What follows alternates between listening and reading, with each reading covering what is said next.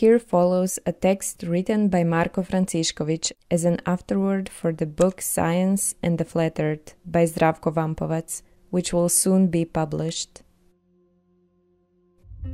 Afterword.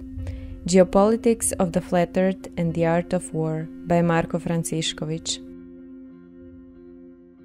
Zdravko Vampovac's book Science and the Flat Earth is one of those works that are uniquely useful to the whole of humanity in this ongoing battle between the forces of light and the forces of darkness that we are taking part in, and which is now, in the time of publishing this book, particularly dramatic, given the current events in the world and the uncertainty we are experiencing on a daily basis, witnessing escalating wars, economic crises, and dramatic cultural and spiritual changes.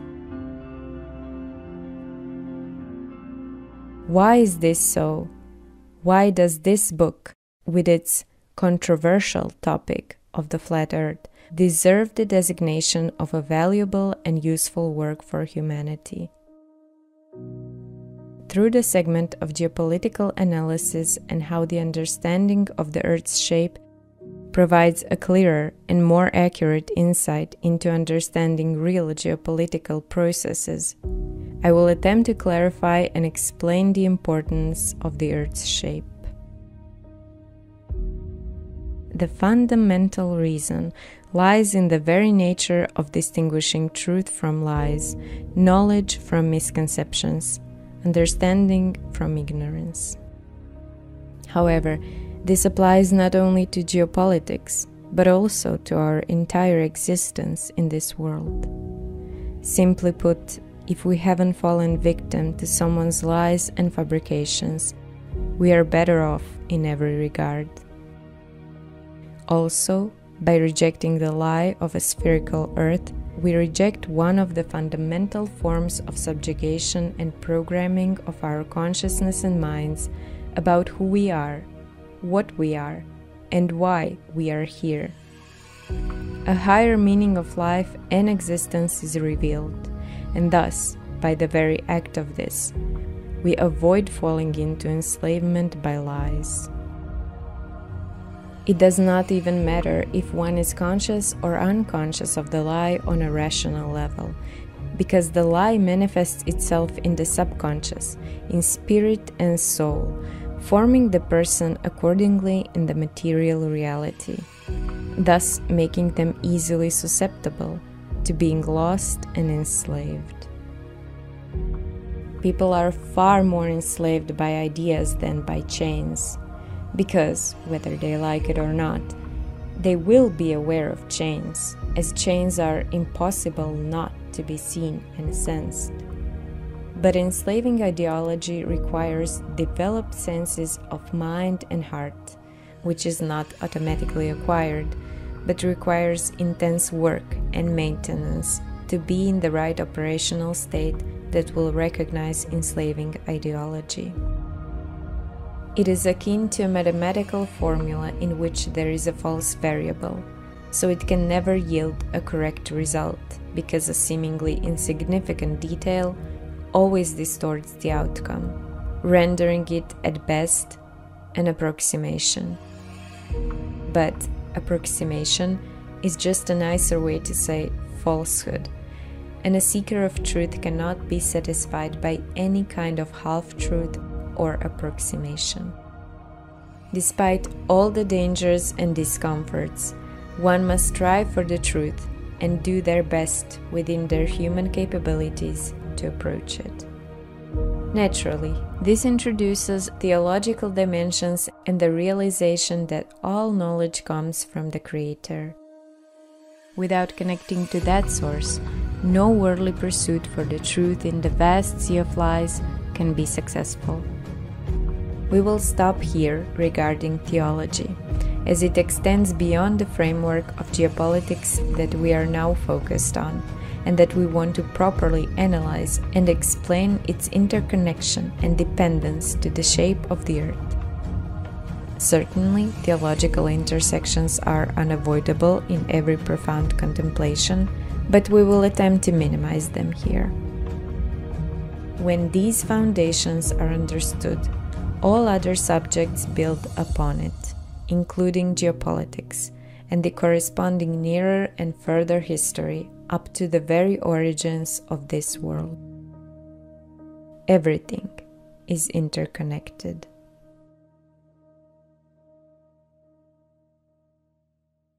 Let us now move specifically to the geopolitics and the art of war. If a person, through the acceptance of lies, is convinced, Croatian word ubijeđen, uveden u bijedu, literal meaning led into misery, that the earth is a globe, then their geopolitical awareness is reduced and channeled so that they cannot escape a certain paradigm. We have the example of the Cold War from 1945 to 1990. A globe believer automatically accepts the notion of two opposing blocs that are mortal enemies, doing everything to defeat the other allegedly enemy side. A person who accepts this paradigm may, through other channels of knowledge, even notice some inconsistencies and contradictions, but has no possibility to clearly move beyond this framework to assemble a true geopolitical puzzle, where all the discovered pieces cement into a firm and meaningful whole without paradoxes or contradictions. On the other hand, a person who, through the knowledge of truth, is assured, Croatian word uvjeren, uveden u vjeru, literal meaning led into faith, that the earth is flat, can suddenly, especially if they previously possessed various valuable, truthful information, organize everything beautifully into a coherent whole and thus ascend to a higher level of geopolitical understanding. Thus, a flat earther regarding the Cold War understands that it is all one enormous lie and deception designed to keep us in a lower state of consciousness through fear, for example, of a nuclear war, making us easier to manipulate in every sense. A flat earther will clearly recognize that at the very top of all these touted superpowers and their leaders, there is something entirely different, something beyond our dimension, which ties everything together and controls its puppets of the Eastern and Western Bloc, or any other constructed entity toward one hidden final goal that is literal destruction of a man as a man, created in the image of the Creator, man that was placed to be the representative on the earth in the name of God, man that is destined to be a sovereign ruler, not a subjugated slave to the created world.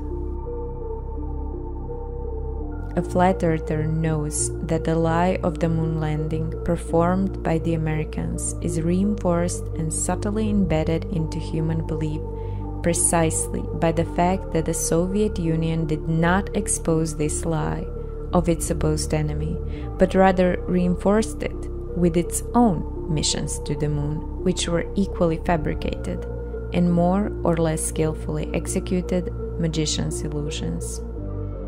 What is more, the fabricated moon landing surpasses the tricks of circus magicians, as it is, essentially, a literal magical process by the adherents of the forces of darkness. The Eagle has landed.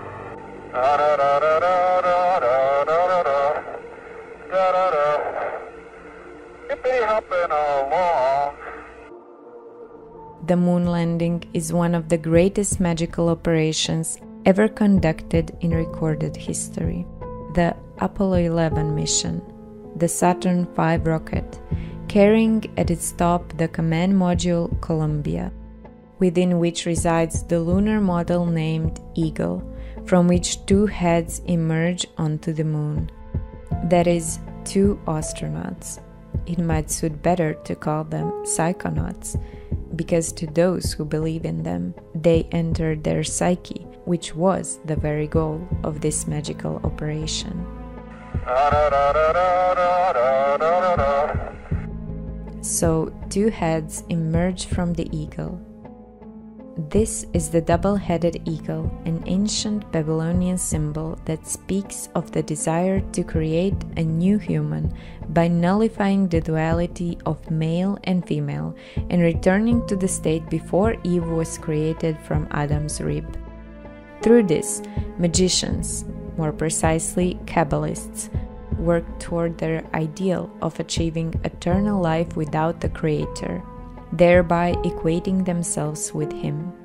In other words, they perceive this as the fulfillment of the serpent's promise, "You will be like God," on equal footing. This is the ultimate Satanism, which cannot be implemented without a lie about the earth being a globe. Most of the humanity followed all this via television screens, giving their trust to the entire magical process, granting their faith, or, rephrased, their spiritual energy, which magicians then use to further enslave the human race. A prison planet is being constructed in such a way that humanity itself builds its own walls. After all, let's take a look at where we are now, and we will see the consequences of this magical operation of the double-headed eagle and the idea of man ascending to the heavens through his own will and strength, and ignorant people believe in that, thus giving their energy to this project. Today, the most disgusting and depraved disorders, such as so-called transgenderism, which poisons our children, are practically normalized and face no real resistance. Something that was unimaginable until relatively recently is now normalized. How? Precisely through magical operations of this kind, where the primary goal is to gain trust, to gain humanity's faith in a complete lie and a constructed spectacle, such as the moon landing. For globularists, all of the above is incomprehensible, primarily because they are, among other things, geopolitically shallow. They assume that USSR would have exposed the lies of the USA, failing to see the real background of these processes. But that's not all. This lie further incorporates other opposing sides and alleged mortal enemies, so now the Chinese, Japanese, Indians, Europeans, Koreans, and cherry on the top, the Israelis, the chosen people, also venture to the moon and space. It's all a lie. It's all one grand spectacle, one large-scale magical operation aimed at diverting humanity from the truth and the Creator. A flat earther can understand this. A globularist remains trapped in their faith in lies. Moreover, in the more recent past, during the so-called COVID-19 pandemic, committed globelievers mostly uncritically accepted the propaganda and the entire psycho-magical narrative presented to persuade individuals to freely accept the injections of biological weapons into themselves or their loved ones, especially children, who are always the main target and the special treat for the forces of evil. On the other hand, I do not know of a single flat earther that got vaccinated. There may be one here or there, but that would be the statistical error of the statistical error. In any case, the difference is drastic. This is why there is such intense censorship and hatred from the system, as well as from indoctrinated fanatical globelievers toward flat earthers and the flat earth narrative. Additionally, during the before-mentioned pandemic, a repeated pattern could be observed where publicly declared enemies suddenly sang the same song: "Wear a mask and get vaccinated." America, the entire West, Russia, China, Iran, Saudi Arabia, Israel, India, Turkey. There wasn't a single state entity that did not participate in the pandemic madness. Even the Taliban in Afghanistan wore masks. The only ones that I know of that rejected the pandemic narrative were the Houthis in Yemen. No masks, no social distancing, no restrictions, and no vaccinations were implemented in Houthi-controlled territories in Yemen. On the contrary, even at the height of the pandemic frenzy, the Houthis held mass gatherings and celebrated their religious holidays with hundreds of thousands of people. On the other hand, another internal entity, Hezbollah, remained silent on the pandemic and vaccination issue, which, at the very least, indicates that they lacked knowledge of the true state of affairs. Moreover, most of the Arab world engaged in mass vaccination, with extremely high vaccination rates, estimated at 80 to 90%, according to some reports. What does this say, and how does it relate to the flat earth idea? This example shows that when guidance and knowledge are incomplete, faith is placed in some fabricated science instead of the Creator and Creator's guidance, which calls on believers to question everything and to be the people of reason, not some blind followers of others and their constructed authorities. When people believe in science in this way, then the Creator leaves them to their choice. He does not impose himself by force, as there is no compulsion in faith, but this brings consequences that are far from pleasant. More precisely, using the example of Hezbollah and its leadership, which failed to call on its followers as well as the broader population it could reach in Lebanon and far beyond, to resist the pandemic deception, and especially to refuse, under any circumstances, to allow biological weapons to be injected into their bodies, which was so much promoted. Furthermore, given the context of hostility between Hezbollah and Israel, it is basically incomprehensible and literally insane that there was no hesitation or prudent skepticism towards a vaccine as a product manufactured in facilities globally controlled by Zionist elements, so indirectly by Israel. None of this happened, and the Lebanese people were injected with biological weapons, just like the rest of the world. اللقاح سيصل إلى كل مواطن لبناني في أرجاء هذا الوطن الجريح والمتألم.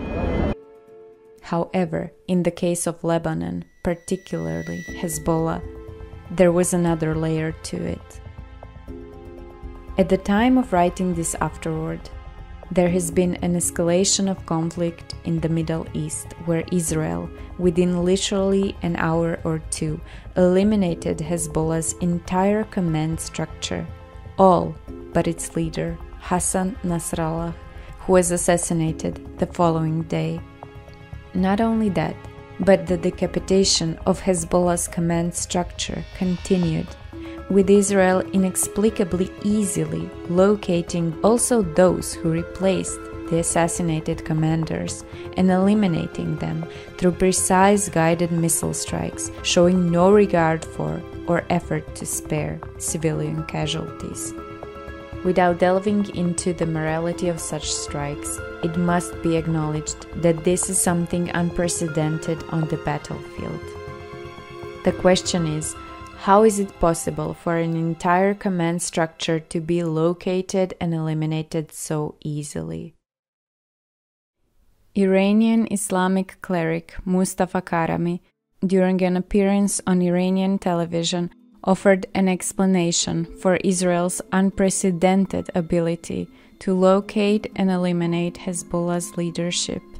He attributed it to Zionists employing jinn or genies, as well as using science fiction technology. This is a prime example of tragicomical levels to which idolatry, in the form of uncritical approach to science and blind belief in imposed authorities, can lead. Such a statement acknowledges the problem and the absence of a real answer. However, it's obvious that Karami and the likes of him are willing to consider all other explanations, except for the most reasonable and logical one. Namely, they fail to comprehend that this situation is, among other things, related to sophisticately designed biological weapons embedded into the bodies of the targets of these eliminations through the narrative of the fabricated and constructed COVID-19 pandemic. After all, how can this cleric think rationally when he and his Iranian colleagues were part of the same senseless narrative? First, he would need to admit to himself his own grave delusion, which would require suppressing and, in fierce internal struggle, overcoming one's ego, Arabic nafs, and accepting one's share of responsibility. It's far easier to shift blame onto someone or something else. In this case, Iranian clerics find excuses and justifications for failures in the world of jinn, demons, and the associated realms from other dimensions. Of course, the same logic applies to practically all religious organizations and denominations, Islamic, Christian, and Jewish alike. All these structures proved unified in promoting the lies of the pandemic narrative. Whether this was done consciously or unconsciously remains to be determined, but it does not change the consequences of such actions. Traditional methods alone could not enable such precision and speed of action. There could be a handful of spies and traitors, drone or electronic devices surveillance, or software hacking infiltrations. But even under the most ideal scenarios, none of this would enable the kind of operations we are witnessing in the example of Israel's elimination of Hezbollah's command structure. What remains as an explanation? The aforementioned biological weapon, which a significant percentage of that group has evidently injected into themselves. Thereby, via the graphene nanoparticles contained in the vaccines, vaccinated individuals became walking antennas with their own identification number. Additional support for this theory to explain how Israel achieves such unprecedented efficiency in its operations is found in the fact that Israel, while brutally and relentlessly destroying all possible infrastructure in Lebanon through airstrikes, leaves its mobile network untouched. If Israel wanted, it could easily disable it, plunging Lebanon into internet and telecommunications darkness.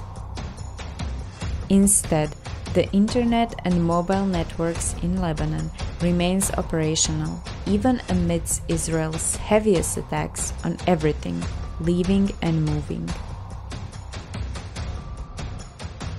The assumption is that Israel refrains from disabling these networks because the telecommunications infrastructure serves as a tool for tracking and locating targets, which are then successfully eliminated.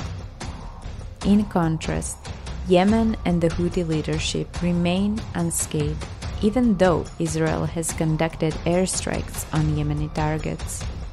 Not a single high-ranking Houthi commander has been eliminated with precision strikes, as has been and still is the case in Lebanon with Hezbollah's high command. In this context, as previously described and explained, if Hezbollah's leadership had been aware of the truth about the shape of the earth, they would have, like others around the world, unequivocally rejected any possibility of accepting a biological weapon into their bodies, which was designed and produced by their mortal enemy. Naturally, had leadership acted this way, the population would have largely followed suit, and the situation regarding the decapitation of Hezbollah's leadership, unparalleled in history, might have been radically different. What is more, the realization of the truth about the Earth's shape opens up entirely new horizons of scientific discovery. These, in turn, could lead to technological breakthroughs that could alter the current narrative of perpetual technological stagnation and lagging behind the enemy in that sense. Because for over a century, there has been no genuinely novel scientific discovery and progress. Today's achievements are all based on scientific discoveries and knowledge from 19th and early 20th century. Yes, there have been refinements.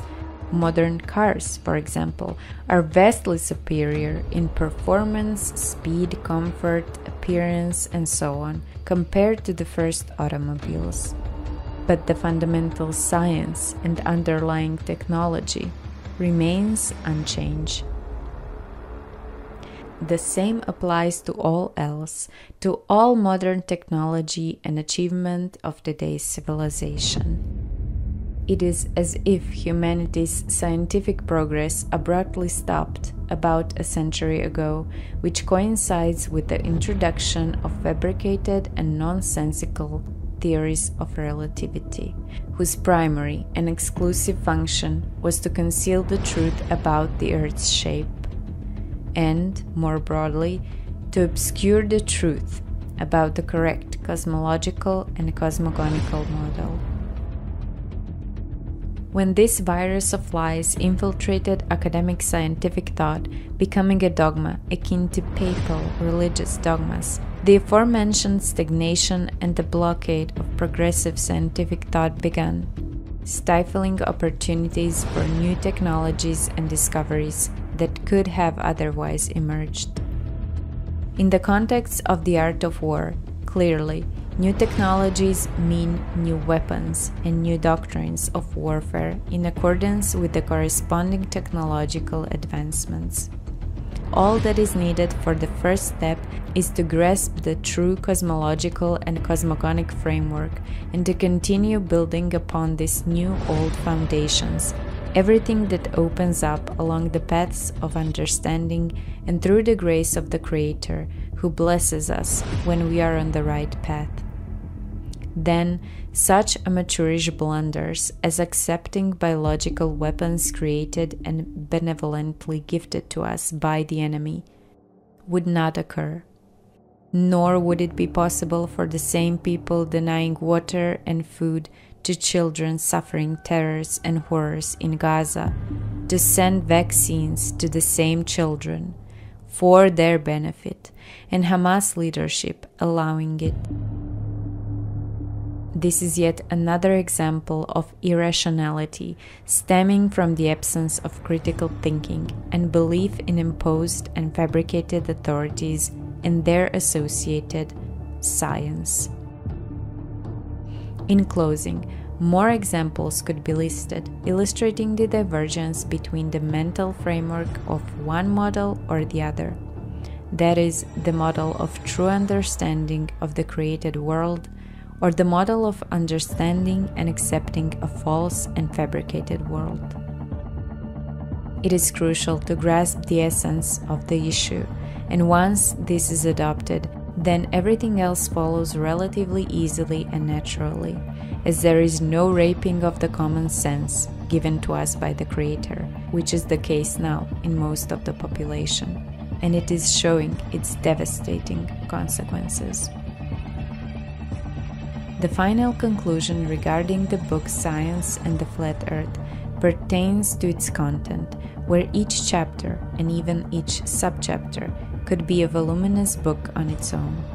That is, in my view, the primary value of the effort and work that Zdravko Vampovac invested to compile all the topics he touches upon in one place, offering the reader a journey through the entire spectrum of new and hidden in the world of ideas and insights. It is not so crucial that there might be some mistakes. After all, we are all humans who make mistakes, and we must be aware of this and humble ourselves accordingly. Because the approach is designed to encourage the reader to independently explore whatever in the book sparks their interest, to either expand upon it or to correct what is found to be potentially inaccurate. Only through such critical thinking about everything can we truly progress in knowledge and understanding, mutually supporting one another in love and community in the name of the Creator. It is important to ask questions and seek answers with sincere hearts and noble intentions, diligently, patiently, and persistently working toward acquiring knowledge. Then, the answers that may currently elude us and true understanding will eventually come, God willing. Marko Francišković, Zadar, 7th of October 2024.